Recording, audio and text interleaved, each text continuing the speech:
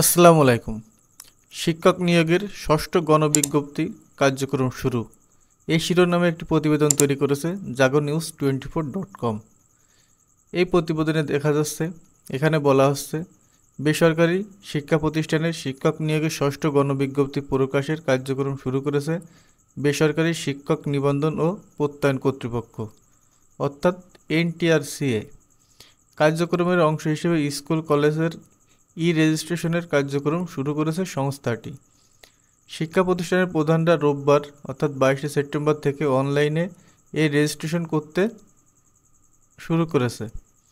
আগামী 30 সেপ্টেম্বর পর্যন্ত কার্যক্রম চলবে। প্রতিষ্ঠানের রেজিস্ট্রেশন সংক্রান্ত তথ্য সম্বলিত ওয়েবসাইটে পাওয়া যাবে। রোববার এনটিআরসি-এর সদস্য শিক্ষাতত্ত্ব শিক্ষামান মোহাম্মদ নূরে জিলম সিদ্দিকীর সই করা বিজ্ঞপ্তিতে রেজিস্ট্রেশনের কার্যক্রম শুরুর কথা জানানো হয়েছে।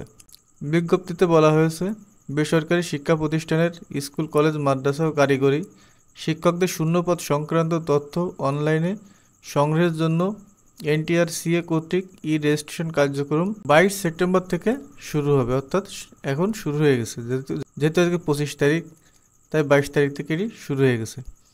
এই সংক্রান্ত বিস্তারিত তথ্য এনটিআরসিএ এর ওয়েবসাইটের রেজিস্ট্রেশন নামক সেবা বক্সে রেজিস্ট্রেশন নির্দেশিকা নামক মেনুতে দেওয়া আছে। নির্দেশিকা অনুসারে আগামী 30 সেপ্টেম্বরের মধ্যে রেজিস্ট্রেশন কার্যক্রম সম্পন্ন করার জন্য অনুরোধ করা হলো। রেজিস্ট্রেশন ছাড়া কোনো শিক্ষা প্রতিষ্ঠানে শূন্যপদের তথ্য এনটিআরসিএতে পাঠানোর সুযোগ নেই বলে বিজ্ঞপ্তিতে উল্লেখ করা হয়েছে। অতএব বলা যায়, খুব শীঘ্রই ষষ্ঠ গণবিজ্ঞপ্তিটি প্রকাশ হতে পারে। তো শিক্ষা এবং চাকরি সংক্রান্ত সকল তথ্য পেতে আমাদের সাথেই থাকুন। দেখাবো অন্য কোনো তথ্য নিয়ে। সে পর্যন্ত ভালো থাকবেন। আসসালামু আলাইকুম।